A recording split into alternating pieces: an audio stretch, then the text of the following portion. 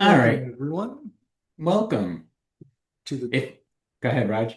to the latest product side webinar. Today, we're covering closing the product delivery gap, how product teams can optimize execution. We'll let folks join and settle in for a moment. Yeah, we'll get started in a minute or so. As you're joining, why don't you pop in the chat where you're from? Welcome, Abraham. Yeah. Oh, Jordan. All right. Jordan, yeah. Mhm. I always like when see people from around the world join us. Absolutely. Yeah. I can put Suzanne is from Vienna. Excellent. Welcome, nice. Suzanne. Thanks for joining us so late. It's pretty I late can where put you are. in where I'm from too.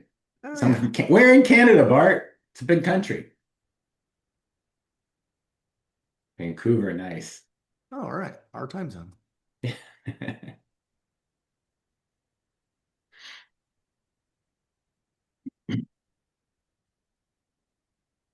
Excellent. Roger's up in the hills. Yes. San Bernardino, California. Welcome, Cindy. Cindy, Washington State. I'm usually from where in Washington State? Again, a big state.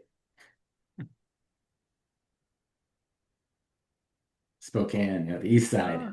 Out over the east. mountains. Excellent. All right. Well, we've got lots to cover, Kenny. So let's dive in.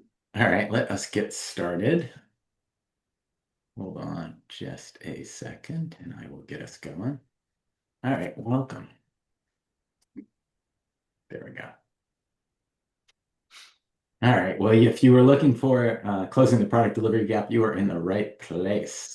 Absolutely. So, my name is Roger Snyder. I'm a principal consultant and trainer from Productside, based in the Santa Cruz Mountains of California, about an hour south of San Francisco as the crow flies. And our main presenter today is Kenny Kranseler. If you'd introduce yourself, Kenny. Sure, I'm Kenny Kranseler, and I am from Seattle, Washington. Spend most of my time there, but right now I am wintering a little bit, being a rainbird, as I call it, in Palm Springs, California, getting out of the rain. Even though I think it's not raining today up there. Excellent. Very good. All right, so a couple introductory slides before we get to the meat of the presentation. If you're not familiar with Productside, we are focused strictly on helping the disciplines of product management and product marketing. We help product managers, product owners, product leaders become more effective in their practices as a product manager. We focus on helping enterprises transform their teams. We also help individuals improve their skill sets. And we pride ourselves on really soaking in deeply your particular situations and working to actually tailor our solutions to your context. And all of us are invested experts. We all have at least 20 years of experience in the product management discipline. You can visit productside.com to learn more. All right, we want this to be an interactive session today. So take a look at the bottom of your Zoom screen. See that little Q&A button. Pop that open and please put your questions in as they occur to you. Just go ahead and pop them in there. We will save time for questions at the end, but if a question seems particularly topical in the moment, I might interrupt Kenny and ask him to entertain that question. So please pop those in at any time. The number one question to receive is, so I'm going to answer it now. Hey, can I watch this webinar later? And yes, you absolutely can.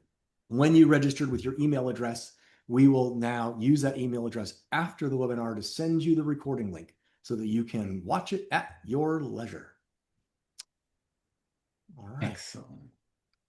We also want you to join our community on LinkedIn. There's over 40,000 product management professionals in our LinkedIn group where you can share your best practices, share your questions, discuss issues of the day, what's going on right now that's really addressing a challenge for you or represents a new opportunity. And it gives you an opportunity to network with your peers. So use that QR code and join our LinkedIn group today and you'll be able to really get into a good community of practice on all things product management. And with that, on closing the product delivery gap, I turn it over to you, Kenny. Take it away. Thank you, Roger, and welcome all. Today we're going to dig into what those of you who attended our webinar just for the holidays heard was probably the biggest area of need for product managers and was also a priority for executives. It was really that gap in skills and capabilities among their teams around what we call deliver or delivery, depending on how you want to refer to it. So I will first recap a little bit the need and the requirement that we heard from product teams around delivery. Then I'm going to dive into some of the root causes of that gap, lay out a little bit about what high performing product teams do around delivery, and give you all a little bit of a path for how you can get your teams to that level. I'll talk through a case study that Roger and I worked on here at Productside that actually saw some of these transformations occur, and then we'll open it up to a little bit of questions and answers. I know it's a lot to accomplish in an hour or now less than an hour, so let's dig in a little bit. All right, first, a little background on what we at Productside have identified as that delivery gap among product teams, right? We identified this gap in our annual survey of product managers. As some of you might know, we compile all the results we receive from product managers on our team assessments every year, pull it all together. This team assessment, it's really configured around our Productside product management blueprint and the key work streams that we see in that blueprint. Team leadership and strategy, context, investigate, define, create, and deliver. These work streams, they form the basis of how product managers identify and solve key customer and business needs in order to optimize the development and optimization of arcs for their product, right? Context, that covers internal strategy, company values, the market, the environment, and the customers and the users of your product. Then we look at the two discovery phases, discover, investigate, where we find valuable problems, discover, define. We start to identify solutions that the market would actually pay for. It's where a lot of the testing and some of the small bets happen, though. To be fair, testing happens everywhere. Then into create, it's more than building. It's about planning ahead, road mapping, defining key performance indicators, and then we get into the point of delivery. It goes beyond launch. It includes how the product's performing in the market, some of the ongoing decision making, and even portfolio level choices that we're making about retiring products. And again, while leadership's part of context, we separate it because support can also give leaders a way to reflect on and think about their coaching and leadership practices as part of their understanding. So the results showed, right? In compiling all the results from product managers over 2026 and product teams in that time, we identified there were two areas that showed a consistent weakness in skills among product managers: context and deliver. And while all six capabilities sort of sit in the 1.9 to 2.2 range on a scale of 1 to 4, somewhere between low and fair, and none really reached that level of high maturity. These two areas, context and deliver, were highlighted as key areas in particular need. Furthermore, in addition to the survey questions that we asked folks, we also asked respondents to choose which capability they thought was the most important. And here, clearly, the top answer was deliver.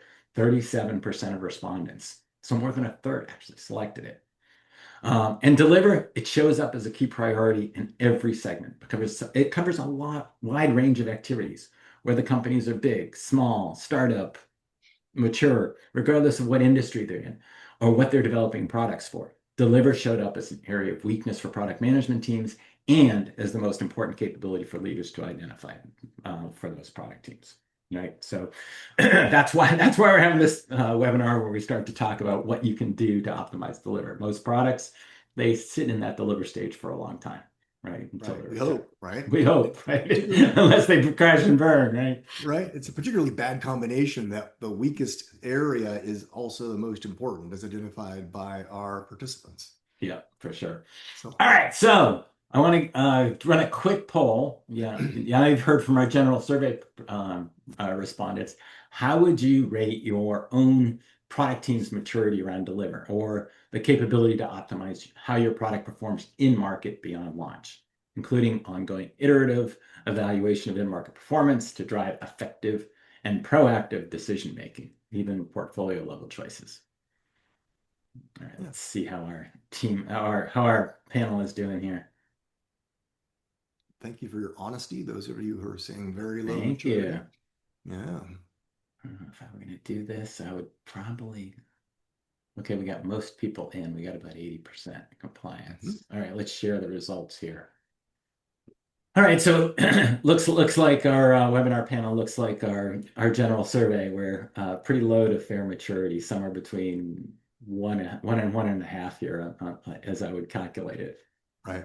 Right. Yep. All right. All right. So good. You're in the right place, hopefully. Matches the data. Yeah. Good to know that that happens. Okay, so let's start to understand, why do these patterns repeat, right? It seems like the maturity level in this webinar is similar to what we heard from our broad survey of product management teams. More maturity is needed around keeping launch products aligned with changing business, market, and customer requirements, right? So why is this such a need and deficiency among product teams? Well, there's a variety of sort of underlying causes, if you will. Yeah. First, teams and organizations don't have a unified vision of what success looks like for their products. You don't know where your product's going and what it's attempting to achieve, then it's pretty hard to take the necessary steps to enhance and evolve that product effectively. Second, even if there is some agreement on what success looks like, there's not a good or a set cadence for evaluating the effectiveness of the product on how it's moving towards that level of success. Turns out, in many organizations, there isn't anyone minding the store, if you will. Mm-hmm. Thirdly, right, even if we are minding the store, we either don't have the proper level of measurement, or we haven't created a good way to measure if the product is delivering on that level of success.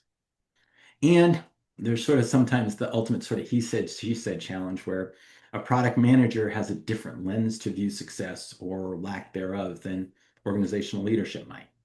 Product Mm-hmm. managers thinking the product is performing wonderfully, only to face a leadership or stakeholder team that has a very different perspective on that product's performance. So lots of reasons why it's happening, right? So let's get to the notion of, when I say deliver and delivery, what practices am I really referring to? What are folks looking at here? Well, a lot of us are pretty good at launching products, right? That's the fun part, product management, right?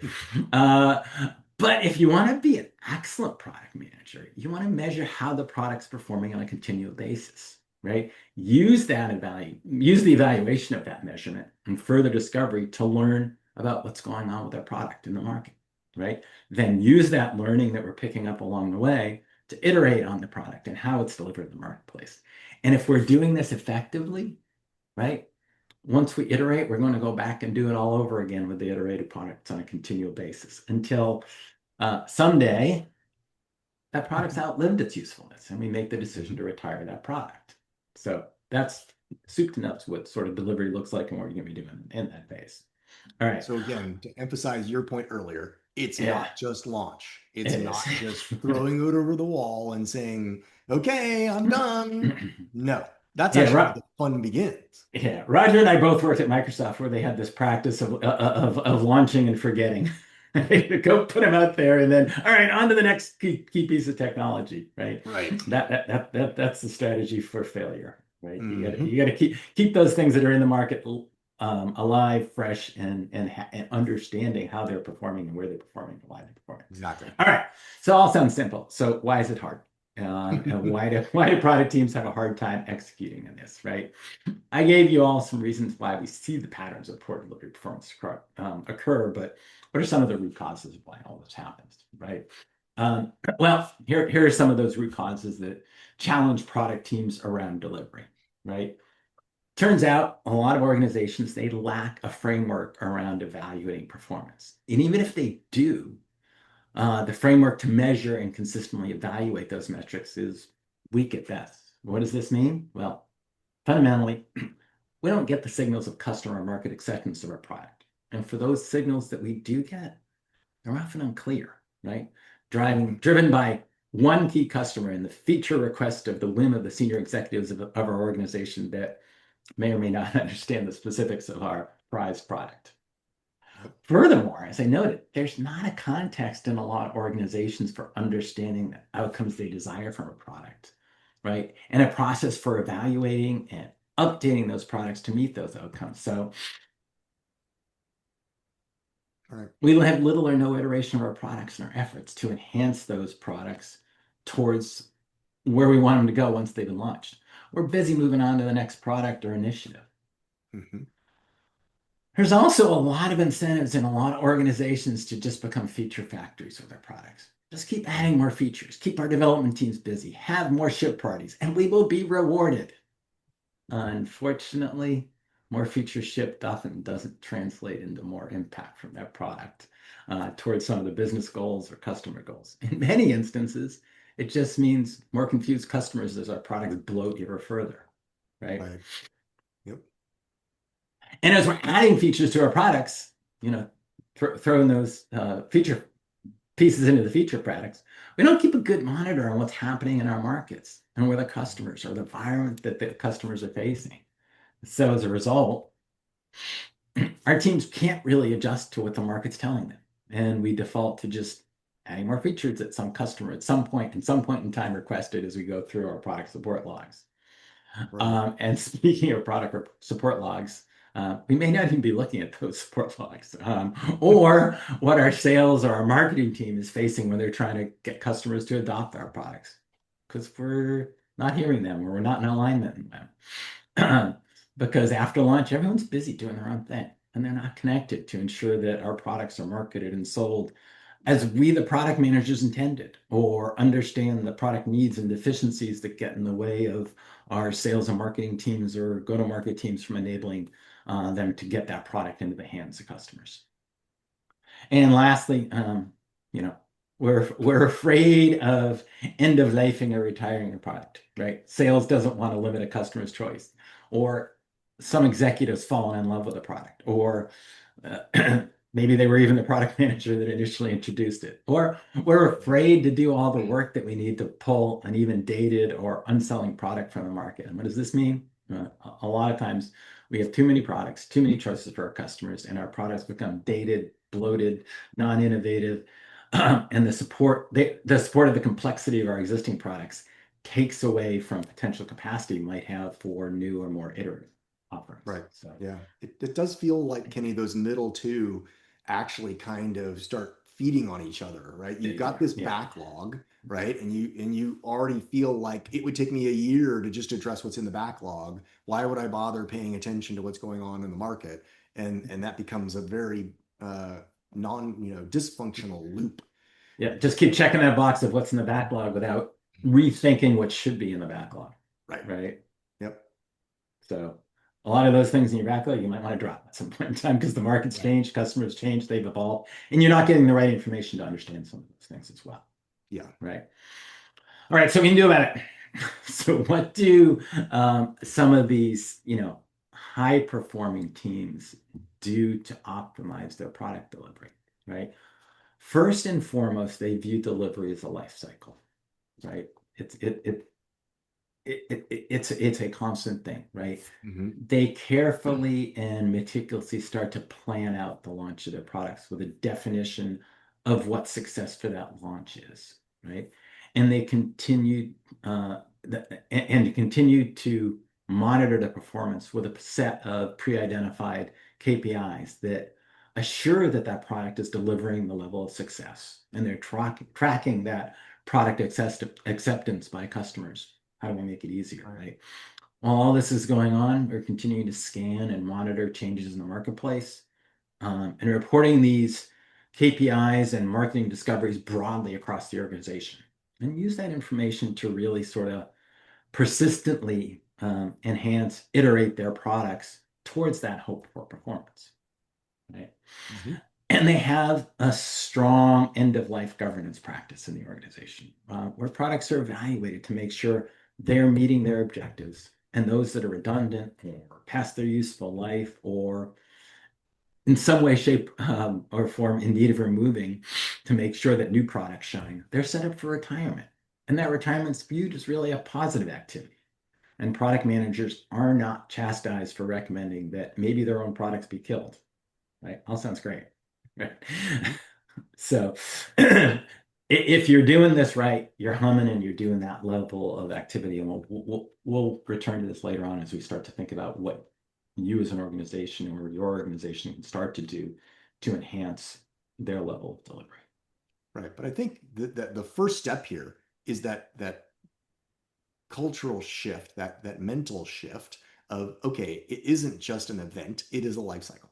Yeah. And just shifting your perspective there hopefully helps in terms of now you really are incented to monitor the product and learn from your customers.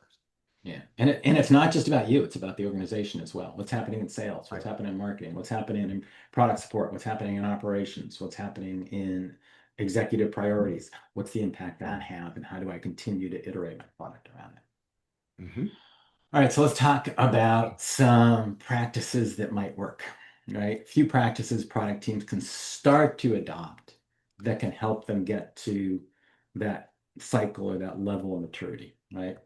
Um, First one is sort of make sure you have a sense of outcome trees, right? Start linking business outcomes to product outcomes to the metrics you're going to track that allow you to get there. What does all that look like and how do you do that, right? Start to have standard definitions for success, Mm-hmm. adoption, retention, engagement. What are those things that allow you to get there? What are some of those keys out there? And talk about that as a broad team, not just within the product team, but look with your stakeholders, sales, marketing, operations, customer support. Come together, right? Have outcome reviews. Are we achieving those outcomes and why not? Don't have to be heavyweight. You can keep them as lightweight as possible, but make sure that those discussions are based on evidence, not based on someone's thought or someone's ideas or someone's hope of what future looks like, but make sure they're driven by evidence that you're collecting out there. And build in some experimentation loops. You're going to want to, Mm-hmm. keep embedding, experimenting with the product post-launch, right? Make sure that you have ways to embed that into the system. And again, that notion of cross-functional is important here. It's about launch, learn, update, and make sure everybody's in that process across the organization, product team, and the stakeholders. And don't forget about end of life, right? All products have to think about it. Do you have a simple, sort of transparent rubric on when you have to start thinking about end of life and what has to happen along that Mm-hmm. process? Yeah. I think that monthly outcome review of all of these is the one that you can probably implement most simply, and that can start that cultural shift. Just to Yeah, get 3 or 4 people in a room monthly to say, how's our product doing? And that's right. going to uncover, wait, I don't actually have the right KPIs to be able to monitor that. Oh, maybe I need to work on that, right? It starts opening up the box of things you need to be paying attention to. For sure. Yeah. And it's brings all those people together, gets them in the same room, right? It Mhm. forces you to start to think about what am I going to present in that outcome review? What am I going to track? And then hopefully start embedding those things that you're going to track into the product as you start to iterate and evolve it over time. And maybe it's just reporting some of those experimentations that you do, right? It's a Mhm. good chance to share some of those kinds of thoughts as well. Yeah. Excellent. Okay, so let's start to think about what that path is that you can start to use to improve your skills at delivery, right? And some of these are not rocket science and they should follow some of the things we have, but think about the steps that you can start to do, and what's the path to start adopting some of the practices that those companies that are excellent at delivery are doing and start moving to become better and better at this notion of delivery. All right, first step. Um, Make sure you establish those success metrics up front, right? What what does success look like for your new product or product iteration? Mhm. You should set that up before you even start building the product. You should know what that looks like. You should know what those metrics are, right? What are those metrics you should track, and how do you align those to the outcomes you're trying to achieve with your new product or your product increment or whatever that initiative, right? Maybe three, maybe five. Start with three and then go from there, right? Then start to go through what would need to be true for you to reach that level of success. Is there a Mhm. way for us to get an early indicator of that success? What's along the way? And Mhm. make sure that if there are product metrics that you want to track, that you instrument into your product ways to provide you insights into how Right. your product is performing across those metrics. So you go, geez, I wish we could figure out some metrics, right? What features customers are adopting, That would be really nice. That would be a good, sort of early indicator of success if we could see that they're using feature X, Y, or Z. Unfortunately, we didn't instrument the product to be able to track that. You're going to be in a problem, right? You're gonna have those metrics, right? Hmm. Um, and again, don't keep those success metrics to yourself. Share them broadly across the organization, and make sure that those others that you're sharing with and are depending on have metrics that they can track to understand their contributions toward that success.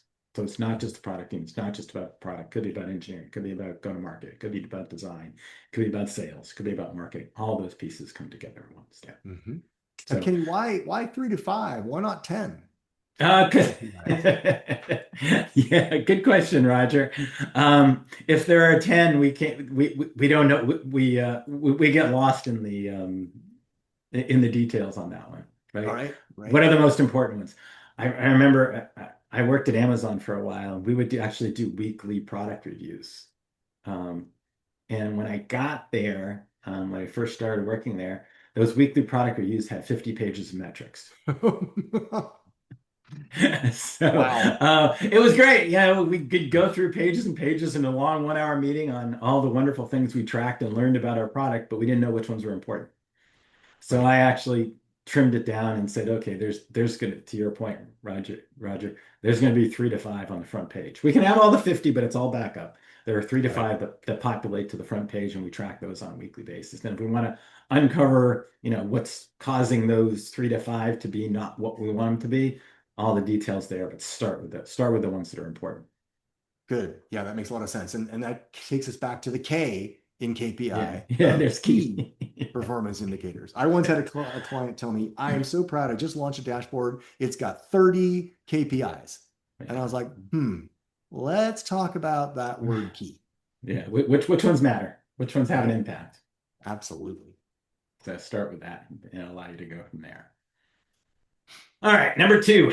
I talked a little bit. Have some sort of a lightweight outcome cadence. Have some way to broadly track how your product is moving towards the outcomes you set. Um, there are lots of ways to do that, and the audience and the cadence might vary with the level of topics covers, right? But those metrics that you set up in step one, have a good way to broadly share those, right, as we're collecting data about them. Some sort of a dashboard, right? Maybe not the 30 Roger that your client put out there. Maybe those 3 to 5, and a way that it's not just something you look at, but something your sales team looks at, your sales executives look at, something your marketing leaders look at, your go-to-market, and have some way to quickly and easily share or read out to key stakeholders that are impacted, or can impact the success of that initiative. Keeps you on the same page, allows you to, dig into how do we optimize the initiative, or how do we drive experiments to enhance it that are data driven, right?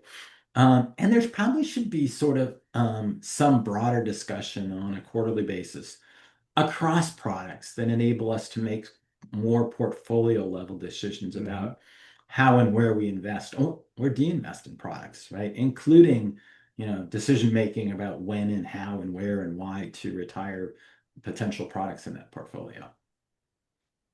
Yeah, very important. Okay, next one. Prove your market radar, right? As you're tracking success of your products in the marketplace, make sure you're tracking what's happening in that market. Some companies have, a specific market intelligence team. However, that doesn't mean that you as a product manager can eschew that responsibility, right? Hmm. Team can help you, but they need direction from you on what to track and how to track it, right? Make sure you are tracking the specific markets and segments of that market that are important for you and your product, and that Right. market intelligence team knows what those are, right? Hmm. Is the market still as attractive, or the segment that you're targeting still as attractive as you'd first envisioned it? What's the impact of technology or other factors we put in pestle, things like political, economic, environmental, technological, social, or legal? What are the impacts on those forces on the segments you're targeting maybe there's some other segment that's now more attractive. And what do we need to do to our product to enable it to be successful in this new segment? Right. And don't forget about competitors. Keep an eye on them, right? What are they doing? Uh, we shouldn't necessarily blindly copy what they're doing. Um, they may not be tracking the market very well either, and they're not doing the right thing. So we're not going to copy the mistakes that our Mhm. competitors making. But we still want to understand what are their capabilities, Mhm. and how can we effectively compete given their capabilities. How can we do better than they do as a result of what's going on there?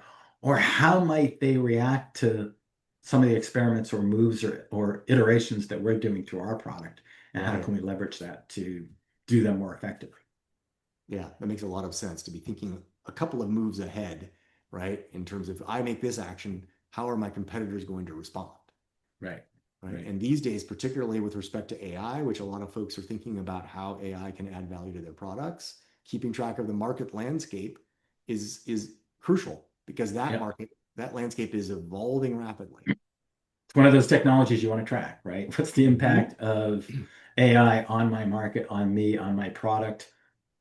Do I need to put AI capabilities into my product? Maybe I don't. Right. And how does that change over time as the capabilities and of the data we're tracking and collecting around AI changes over time? Right. Good. Okay, let's move into that discussion of end of life. I'm going to run a poll of how frequently do you review your products for end of life candidacy? Do you do it weekly, monthly, quarterly, annually, or are you in that realm of are we supposed to plan for end of Right. life? What? What? I'm supposed to think about that? Yeah. That's somebody Is else's that job. something to worry about? Yeah. Yeah, no, that's somebody else's job. Exactly. All right. I'll give it a little bit more time for people to respond and put their Hmm. answers in here. So let's see how they're doing. Give a couple more seconds.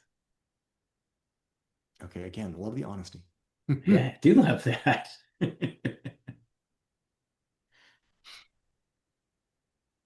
All right, I think we got a good solid sample here. We'll share what's going on. Well, yeah, you're right. There's lots of honesty in terms of. um, so the first thing you folks can start to do is think about should I end of life, right? And is that a practice that makes sense in my organization? And I would argue that at some level it makes sense across every organization because you have stuff out Hmm. there that you don't want to have out there. We've got some people that are doing it annually, some people are doing it quarterly. Um, Fortunately, no one's doing it weekly or monthly. I actually wouldn't recommend that you do this weekly or No. monthly, but I put those in there just to track it. So the people who are doing it quarterly or at least annually or semi-annually is probably a good time to at least think about it. And again, bring it across your portfolio to do that and start to think about it. All right, so let's talk a little bit about end of life because that's number four, right? Hmm. You probably want to start making end of life a part of your product process. Have some rubric that enables you to make decisions about whether or not you should end of life a product. Have a set of clear criteria around market attractiveness and product success within that market. Things like usage, things like cost, things like strategic alignment, things like return on investment, and have some sort of a cadence for starting to review those decisions across your portfolio. Could be quarterly and could be annually, but could be semi-annually. I'd recommend some cadence by that. It's going to vary depending on the time frame of your organization as well to start to come together and understand across the portfolio, understand the products, understand the markets, how they're evolving, where you're doing relative to competitive success. Is that market still attractive? Is that product still attractive? Is it meeting a need? Is there some technology that is replacing our product? Is there some other product we just introduced that now rationalizes the need for the products that are out there? Make sure you have some of those decisions as well. And then make sure that end of life is viewed as a good thing, not a bad thing, right? Right. You've communicate, I've freed capacity, and that is a win. Work with Hmm. your sales team and says, you no longer have to talk about this product It's not there anymore. We put it on a back burner. We don't have to support it. Go celebrate with the support team. Hey, we don't have to support this one anymore. We've got a time frame for we can stop support about this. Work with your engineering team and says, okay, we don't have to have these products in our test matrices anymore. We can stop worrying about them as things that we work on Yeah, there's a along the ton time. of free capacity. And to your point, it takes a lot of courage to be the one to raise the issue and say, look, we need to look at this product, right? If you've done a good job of creating KPIs and you start to see things like adoption rate or renewal rates sliding down, right? That's the time to have the courage to say, look, our resources, which are precious and rare, need to be put in the right places for the maximum opportunity for our company and to maximize the value we're delivering to our customers. So be that courageous one to raise your hand and say, "Hey, hang on, we need to do something different here." And Yeah. Kenny, we've got a question here from Suzanne. We make tailor-made food recipes. Does it make sense to do end of life of those recipes? Ooh, that's a really good question. Interesting question, right? I would argue at some level, at least think and evaluate it, right? You probably want to build a portfolio of lots of food recipes, but if they're, you create a twist on a specific recipe that may obsolete another one, Mm-hmm. maybe you want to bring that out, right? Or what's the right number of recipes to have out there, and at what level do you actually confuse potential customers by having too many recipes? That's an interesting point. Yeah, I also think that just like in any market, there are trends, right? Yeah. There are trends towards things like keto, right? Or trends towards vegetarian menus. And so as those market shifts happen, maybe you don't so much end of life the recipes that are not as popular right now. You keep them in the store. It might be interesting to have them available, but you're going to shift your emphasis. You're going to Right. shift your Or you emphasis. potentially deactivate some, maybe, right? Yeah. Right, They're just right. they're If just not somebody's available for a while, and you can bring them back as new and improved at some point in time. right, somebody Right? searches for them for sure, they're there. But Yeah. the stuff that you're highlighting, the stuff that you're putting out in front of people, are the things that are matching the trends that are of import in that market. Got it. Excellent. Thanks for that question, Suzanne. But it is something to think about what end of life means for my Hmm. portfolio, my product space. And it might change, right? Right. It might be which ones are active and deactive, which ones we talk about, which ones we don't talk about, which ones we work with our sales team to promote, which ones we don't work with our sales team to promote. So it could be a level of emphasis in some instances where end of life is not the be all end all. And Right. the And end of life. and and Go the ahead. cost of maintaining that is so low that it may not matter, right? There are some Right. places where, right, the cost in Suzanne, in your instance, the cost of maintaining another recipe and having it in the portfolio may be so small that Hmm. you don't care about end of life, Right. Exactly. Yeah. right? I think that's a So really good about point. And end of life in software may not mean the product goes away as much as it's about a migration, right, right? Or you deprecate a particular feature that's just not being used anymore, right? And you still need to go through the end of life practices of letting the two people that do still use that feature know that you're it's gonna not gonna be you're gonna there sunset it, anymore. right? We're gonna sunset it, to make things disappear. So you still have to follow the practices, but in software it may mean a different thing, like migration. Yeah, yeah, exactly. Yeah, you've got another solution that will take the place of whatever you laid out there as the Mhm. end of life. Yeah. All right, so that was number four. Let's go to step number five. Mhm. And this should not become a surprise. Make sure everyone's on the same page, right? Our outcome review should be shared broadly, not in separate team silos. Right? I've seen lots of organizations where they go, okay, everybody's going to have their own product review. Well, no, get all those folks in a room together at some point and make sure that at some cadence, executives are in that room, virtually or in person. Right. Because what can happen is that your company strategy and the outcomes that you're trying to achieve from a business perspective can change. So you need to be updated on what those look like. What impact does that have on the product on your product and the priorities that you're having? These are inputs that you have to account for, right? So that you update that strategic lens, key piece of that.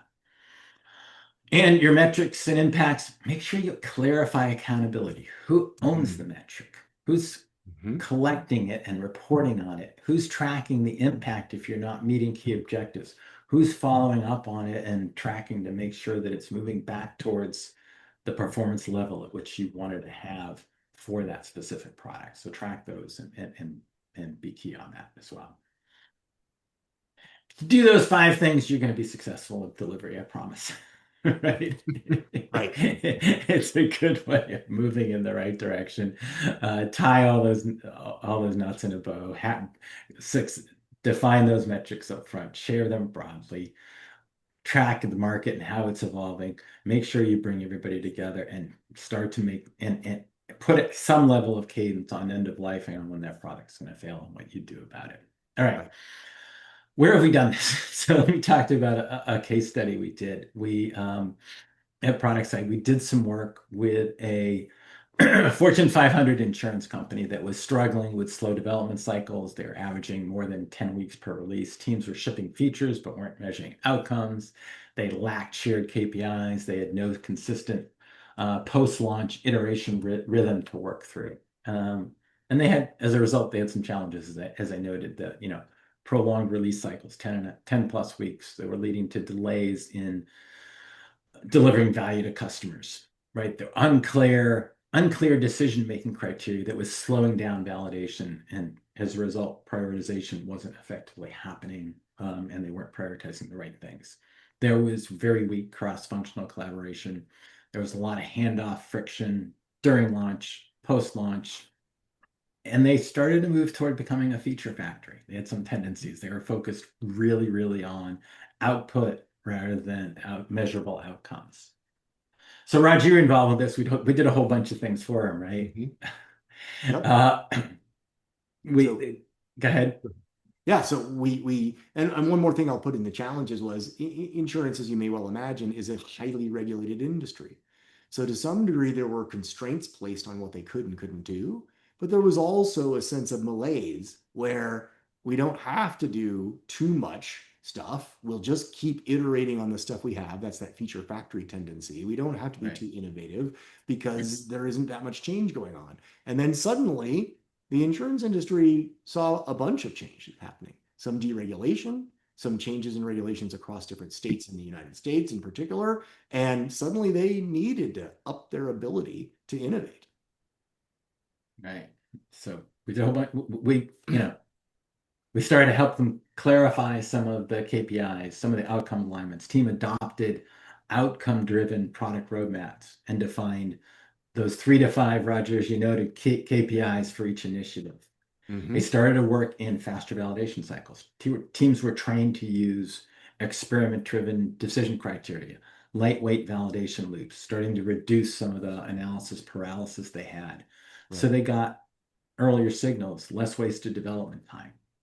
And we started to bring the teams together to build some cross-functional launch rhythm, product engineering, key business stakeholders. They established a shared launch, measure, iterate cadence, started to replace siloed communication with structured reviews, key hallmarks of high delivery maturity that we talked about, Mm-hmm. and started to implement some portfolio level waste reduction.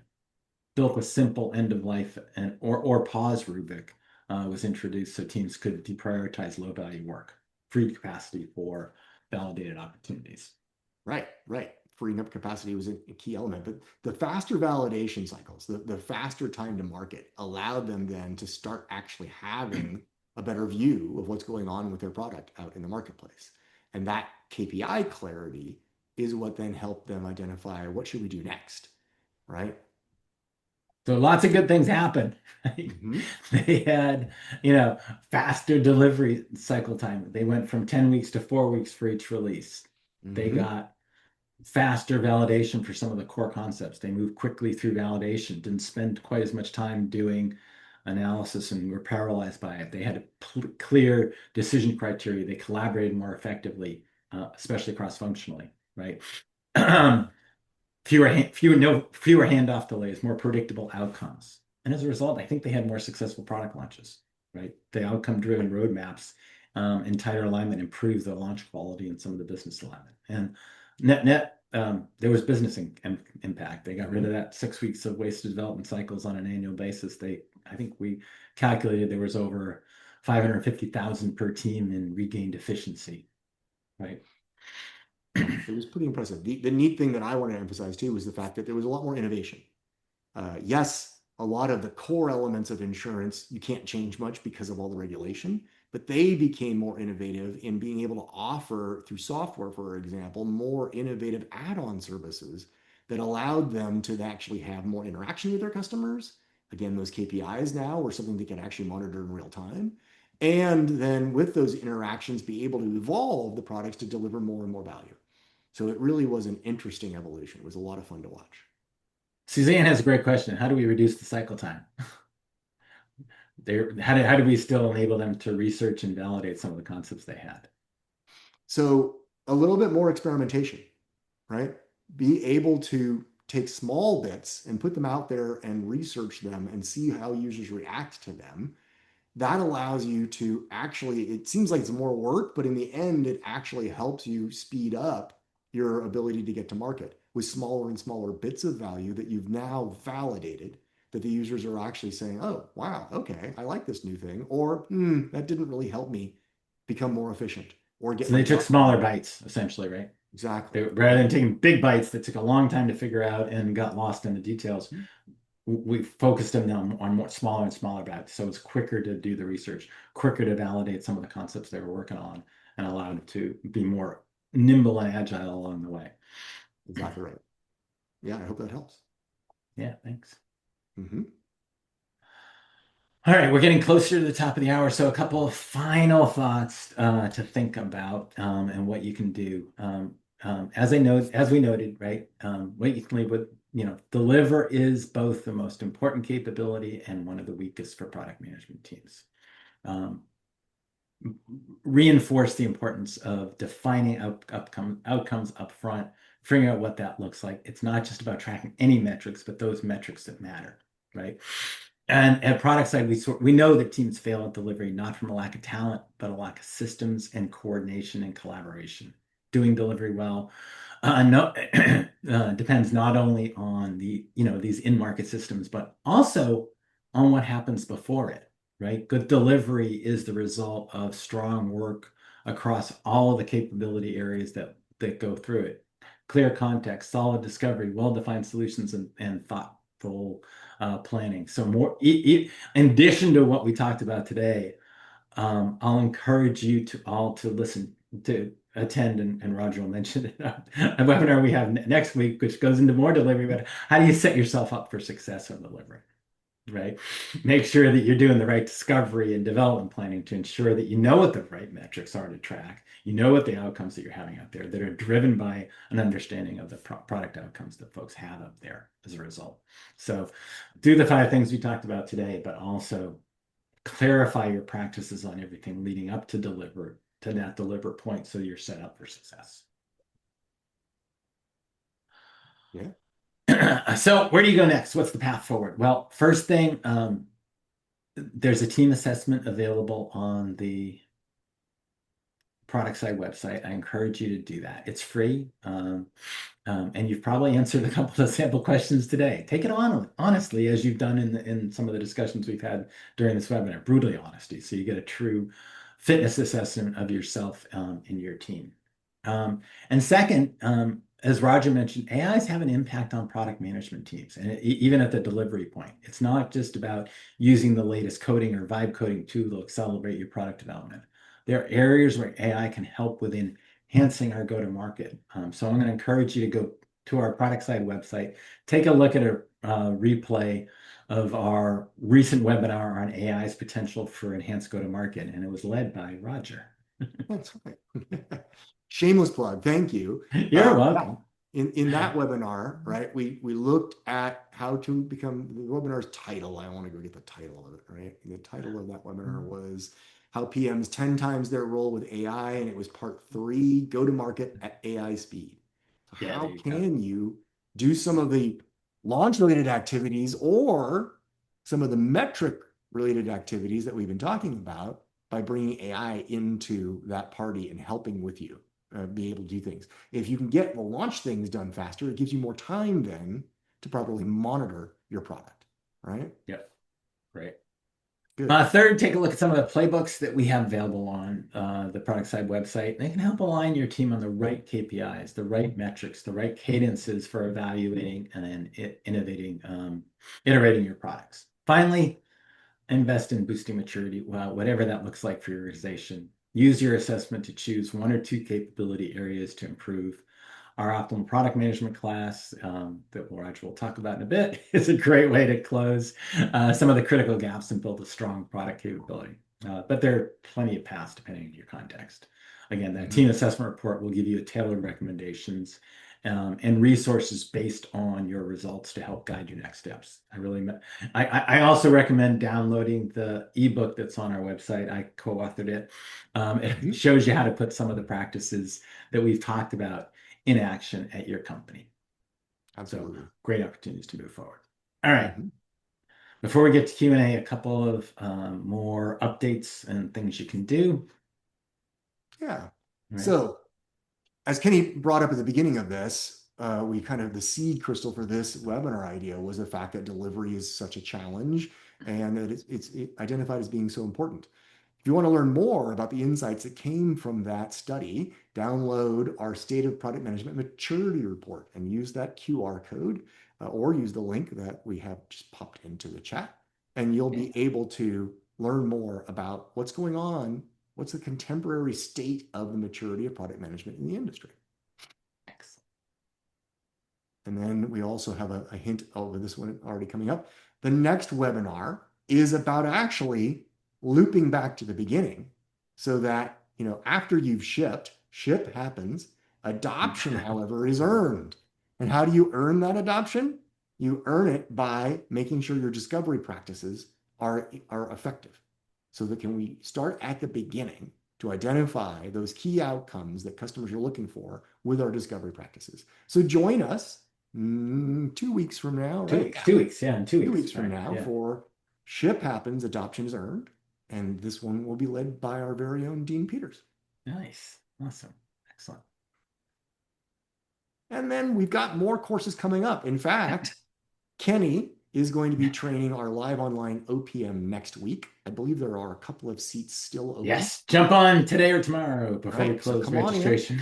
sign up for that, fill those seats. The week after that, I am training our live online product management, AI product management course. So, and there are seats available for that one as well. So come on and join us for our live online courses. If you're finding some of the things we're talking about interesting, learn more by joining those upcoming classes. And we also Right. want to emphasize that if you want in-person training, our very own Tom Evans will be in London in March, giving you a chance to book this out a little bit in advance because, of course, travel is involved, right? But join Tom in London. If you're over there, several of you did identify as coming over from Europe or the Middle East. Come on into London and receive our Optimal Product Management 3-day, 8 hours a day Optimal Product Management course with Tom Evans. Get it all done in 3 days, and you'll go back with lots more enhanced skills and understanding and knowledge Mm-hmm. to work Absolutely. from. Great. Excellent. All right. So a follow-up question that we received from Suzanne was, okay, she was asking the question about, hey, how do we accelerate this, right? How do you reduce the recycle time? And she asked, our focus group discussions are part of that, right? And they can be part of your discovery, right? Of making sure that you are in fact identifying, I would use that to identify what are the right outcomes, what are the right things that customers are looking for, so that you then bake those into your KPIs, into your Right. dashboards, into the instrumentation of your code, so that you aren't making the mistake of not really understanding what your customers' needs are in the first place. Yeah. So good So question. I think what you're getting at there, Suzanne, I agree with it. Talk to your customers even after your launch.